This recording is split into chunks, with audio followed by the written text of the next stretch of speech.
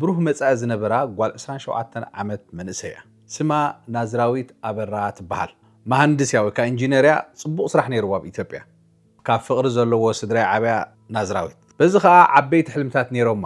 ሕልማን ህይወታን ተጸልመት ዕለት ክሳብ ትመጽእ ማለት እዩ ንዝሓሽ ህይወትን ዕላማንያ ናብ ቻይና ትኸይድ ነይራ ናዝራዊት መታ ዓቢታን መሓዛን ዝኾነት ሰብ ናብ ቻይናስ ሻምቦ ተማልእለይ ክትብላ ከለኻ ነገር ድሓን መሲልዋ ኣይተጠራጠረትን ተማሊኣትላ እቲ ናይ ሻምቦ ዝመስል ጠራሙዝ ግን ኣብ ውሽጡስ ኮካይን ዝበሃል ዕፀ ፋርስ ወይ ከዓ ሓሽሽ ነይርዎ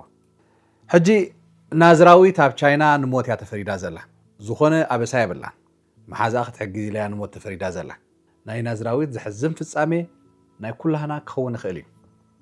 ናይ ኣሕዋትና ናይ ኣሓትና ናይ ኣዴታትና ናይ መሓዙትና ናይ ኣዕሩኽትና ናይ መቕረብና ናይ መምሃርትና ዝነበሩ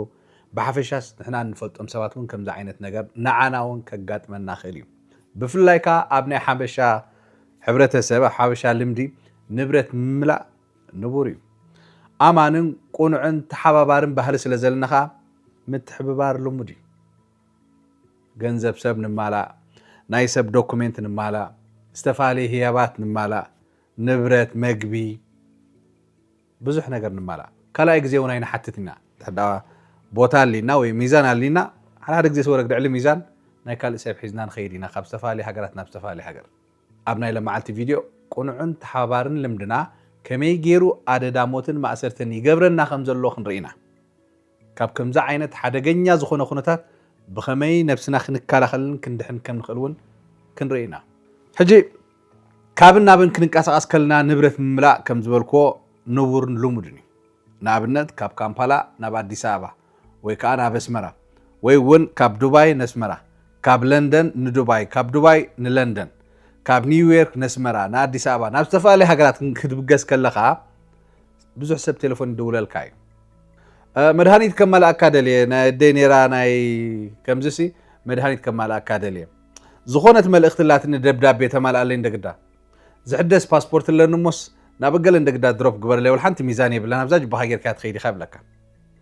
2-3,000 ዝኾና ዶላራት ኣለዋን እሞ ተመልኣለይ እስከ ንቤተሰብ ዝኸውን እዩ ንኽስቶ ገለ ዝበሃል ሰብ ክድውለልካ ወይ ከዓ ደውለሉ ብዛ ቴሌፎን እዚኣ ጌርካ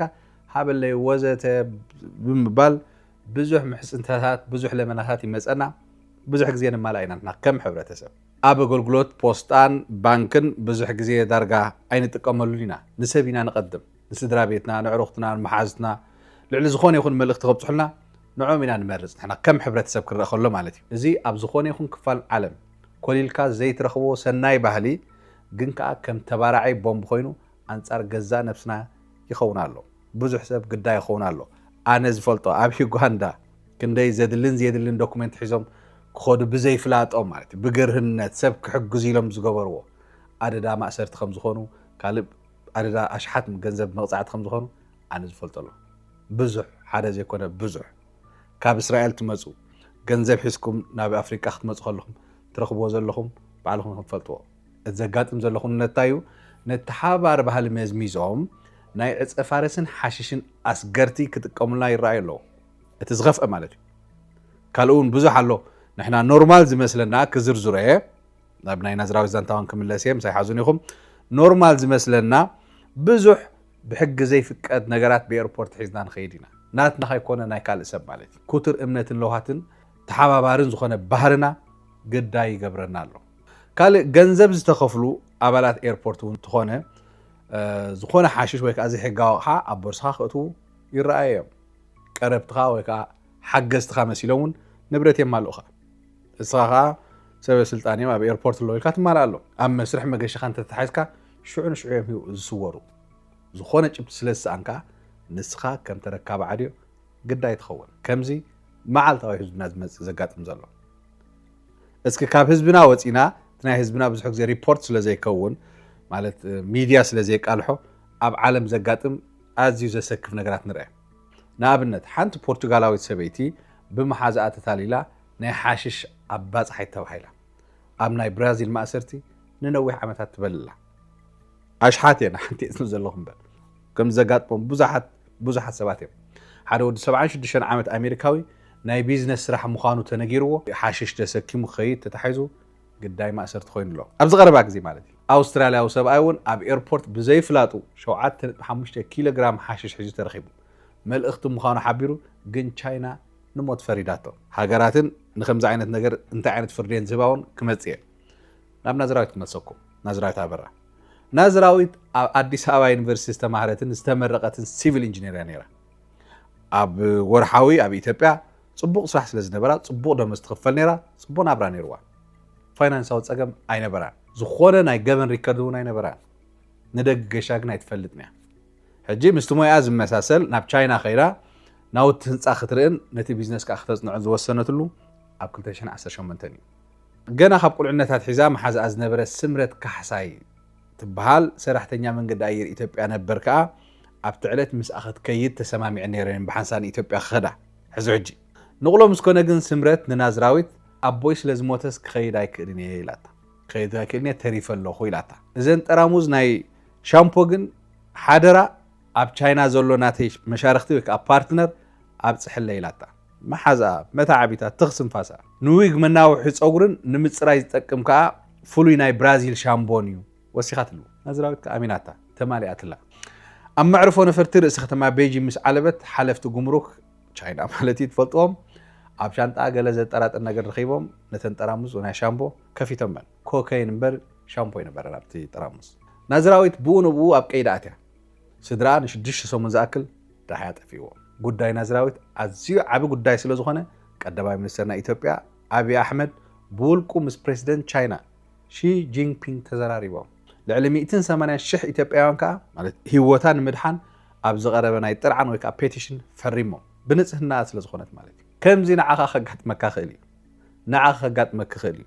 ንኹላትና ከጋጥመና ክእል እዩ ብሕያውነት ዝገበርናዮ ማለት እዩ ንማይ ዝበልካያስ ንበረዳ ይኹን ብልኹም ህይወትካ ከምቲ ንስኻ ትደልዮ ዘይኮነሉ ቀንዲ ምኽንያት ሕማቕ ስለ ዝኾንካ ኣይኮነን እንታይ ዳ እቲ ቀንዲ ምኽንያት ኣተሓሳስባኻ ትቕይረሉን ህይወትካ ትመርሓሉን ስርዓት ወይ ከዓ ሲስተም ስለ ዘይትኽተል ኢኻ ዕውት ሰብ ዘይኮንካ ቅድሚ ሕጂ ክንደይ ግዜ ክትቅየር ፈቲንካ ብዘይገድስ ህይወትካ ትመርሓሉ ስርዓት እንተዘይብልካ ለውጢ ከተምፅእ ብፍጹም ዝሕሰብ ኣይኮነን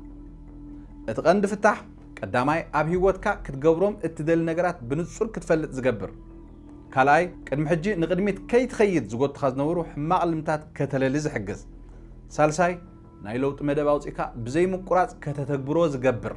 ብሓጺሩ ኣብ ምሕደራ ገንዘብካ ግዜኻ ስራሕካ ዝምድናኻ ኮታስ ኣብ ህይወትካ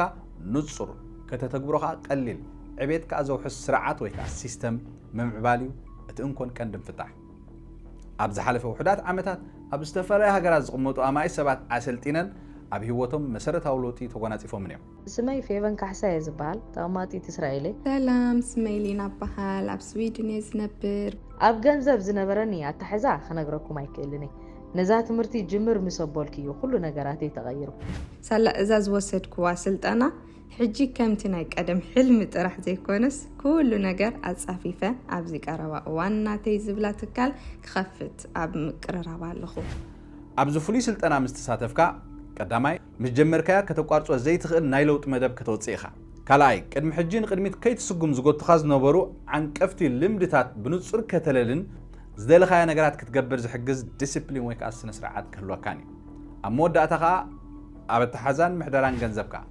ሞያ ምጥራይን ምምዕባልን ኣብ ወፍርን ምሕደራን ምስ ሰባት ዘለካ ዝምድና ምምዕባል ኮታስ ኣብ ዝመረጽካያ ክፋል ናይ ህይወትካ ዓብዪ ዝላኽ ትገብር ኢኻ ብምኽንያት ሓድሽ ዓመት ነቶም ቀዲሞም ዝምዝገቡ 10 ሰባት ፍሉይ ምጉዳል ዋጋ ከም ንገብር ነበስር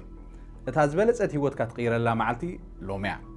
እታ ዝበለጸት መንገዲ ከዓ ሓድሽን ዕቤት ዘውሕስ ስርዓትን ልምድን ምጥራይን እዩ እንተወሳኺ ሓበሬታ ብቁፅሪ ዋትሳፕ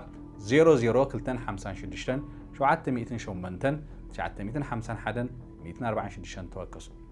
ንሞት ክትፍረድ ትኽእል ማለት ሕሰቡ እቲ ዝዓበየ ነገር ማለት ن5 ዓመት ማእሰርቲ ን10 ዓመት ማእሰርቲ 50,000 መጽዓቲ 100,000 መቅጻዕቲ ካልእ ግደፎ ክዝርዝሩ ይኽእሉ እንታይና ክንገብር ዘለና ከምዚ ዓይነት ነገር ከይጋጥመና ይትቐንዲ ነገር ሰለስተ ነጥብታት ክዛረበ ቀዳመይቲ ዝኾነ ንስኻ ዘይገዛእካዮ ዘይጠቕለልካዮ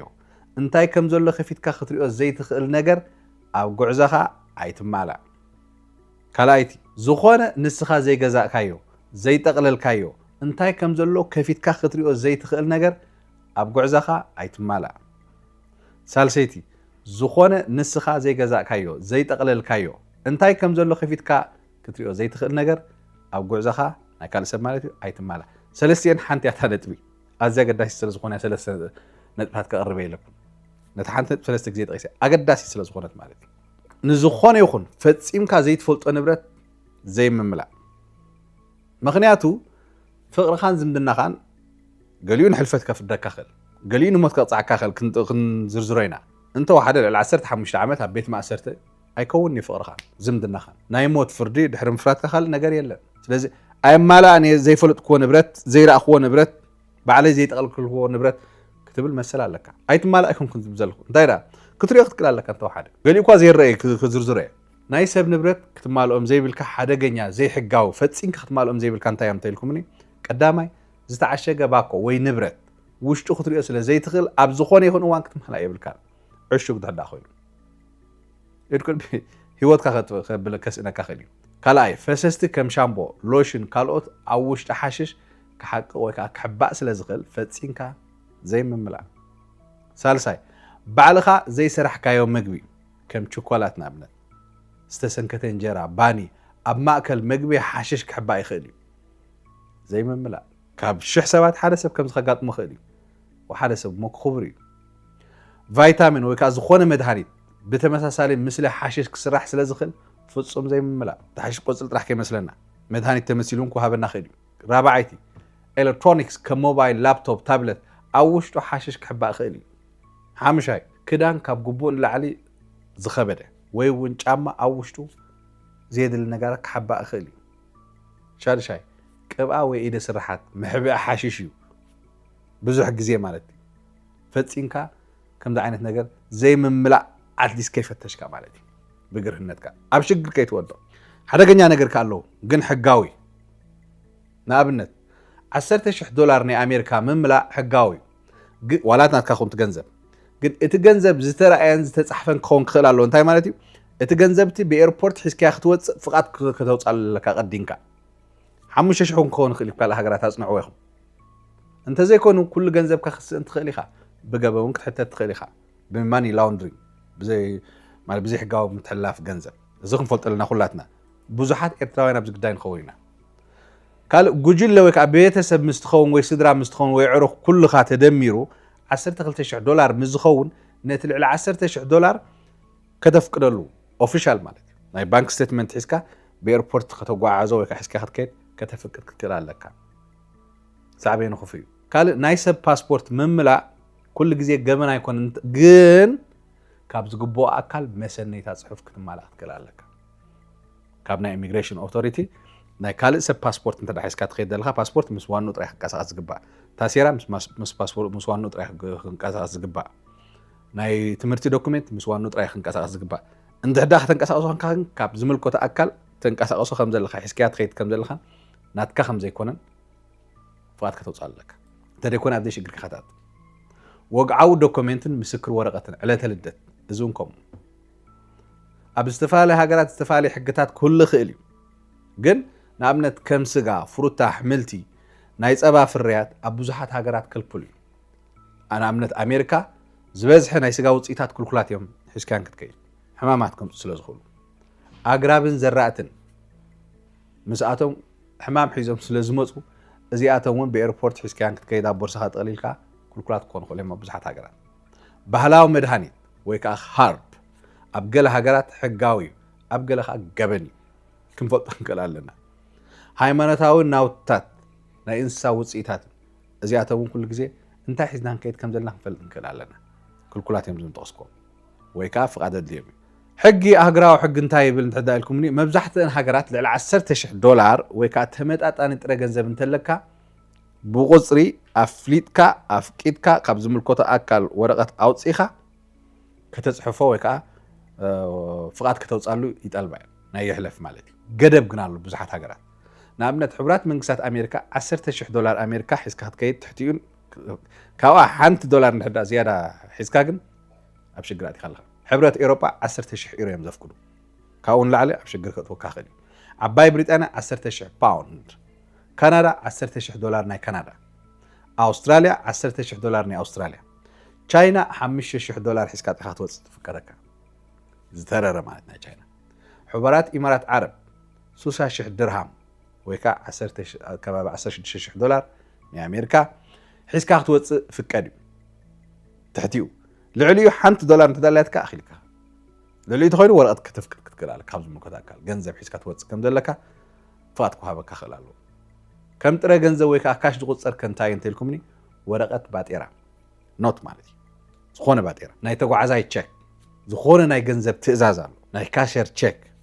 ዝኾነ ቦንድ ናይ መብፃዕ ጽሑፍ ገንዘብ ምዝህልዎ እዚኢታት ኣይፍቀድን ክንፈልጦ ዘለና ኣብ ሽግር ከይና ኣትምታት ዝርዝር እዩ ኩሉ ግዜ ክትጓሓዙ ከለኹም ማለት ኩሉ ግዜ ድሓን ሓንቲ ማዓት ዘይድሓን ኣላ